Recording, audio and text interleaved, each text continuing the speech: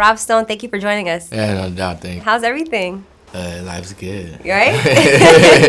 Yeah. So before we get into your success story, let's talk about your upbringing. Tell me where you're from. Yeah, I'm from San Diego, California, Lemon Grove. But yeah, Cali boy, 21.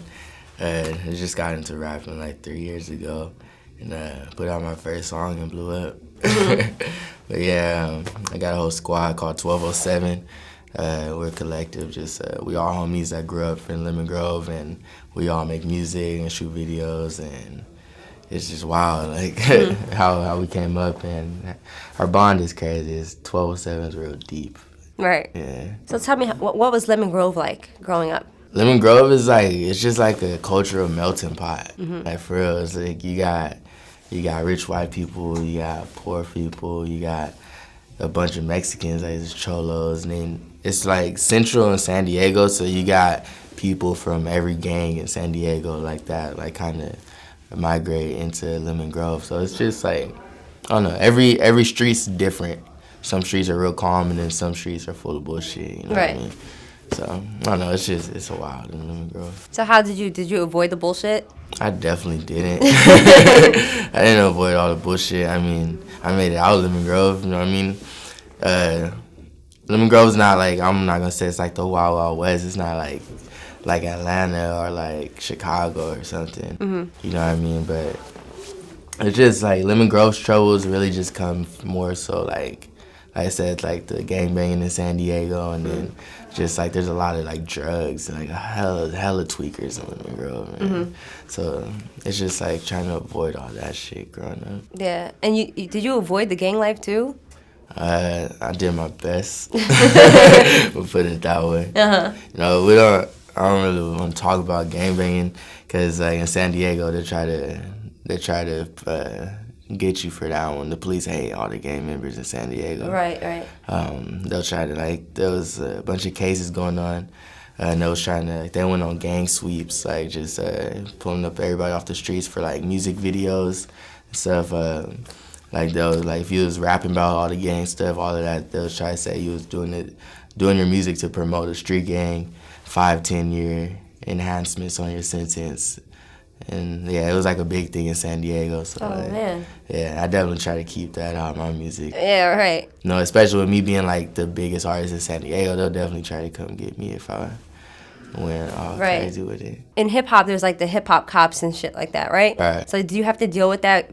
Going back, and you're so big now that they keep close eyes on hip hop artists. I'm sure they're watching me, but I haven't dealt with it. Right. At home, but I'm definitely I'm pretty sure they're watching me. Right.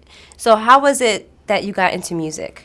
I mean, like I always been a fan of music my whole life, but like creating music, it was like my senior year in high school because Spooks, who's part of 1207, is my boy, or it's my bro, but yeah, he started doing music like our freshman year in high school, and he was garbage. Like he was garbage, but then like by our senior year, I had got kicked out of my high school, and I ended up going to his, and we had every class together somehow.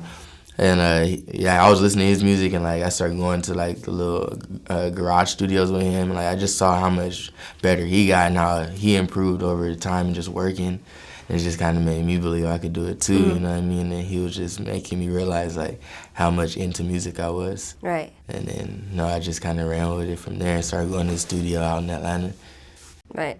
I mean, a lot of times people talk about like pursuing, being a singer or a rapper, and they've been doing it since they were 5. and for you did it like as a teen, and it's just like it came out the best. I guess. I don't know, man. Like I knew I wanted to be a rapper my whole life.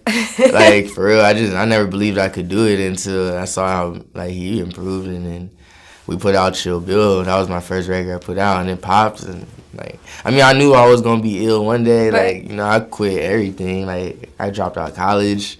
I ended up quitting my jobs, like everything. I was like, I'm gonna be a rapper, and it worked. Right. But so how did you know you were a good rapper though? Cause I'm just real. Like I'm real with like my opinion in music. Like when I first started, I was garbage too. Like For real. I was shitty, man. But then I just like, I don't know, like, it's just being a realist. Like I said, I was sending my music back to my homies in San Diego when I was in Atlanta, and they'll be trying to gas me, like, give me confidence, but like, I knew it was whack. I knew I wasn't ready. But then we made Chill Bill, and I was like, all right, now it's time. Like, and I dropped it. Then from there, it was just like kept working. Right. And I don't know. I don't know. Talk about Chill Bill. Like, how did that come about? Because that beat is so hard. Yeah, well, Davis had found the beat. It's Jay Davis.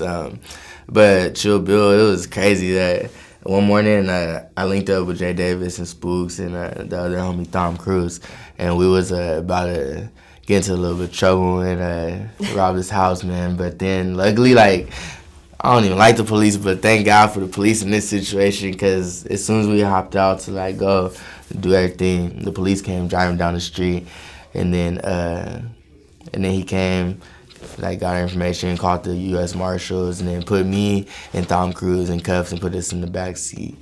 And he was talking to Jay Davis and Spooks outside, but then they let us go.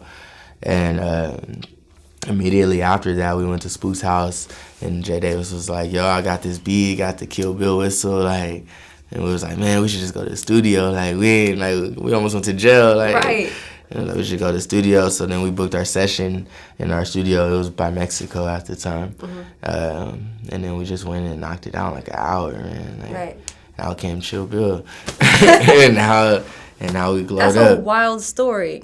Yeah. It's a wild story. Like, how'd you get into, like, robbing a house, though? Because we was just, man, after high school, we was just, like, pretty, like, just bumming. Like, we wasn't doing nothing. Like, we was just making music and, like, just smoking weed every day, like, getting fucked up. Like, we wasn't doing anything. Like, we had this, like, a little bit after that, our homegirl got this apartment by San Diego State. And we was just there all the time, like, just drinking, partying every day, doing LSD, like, all types of crazy shit, man. That was definitely a wild period in my life. Right.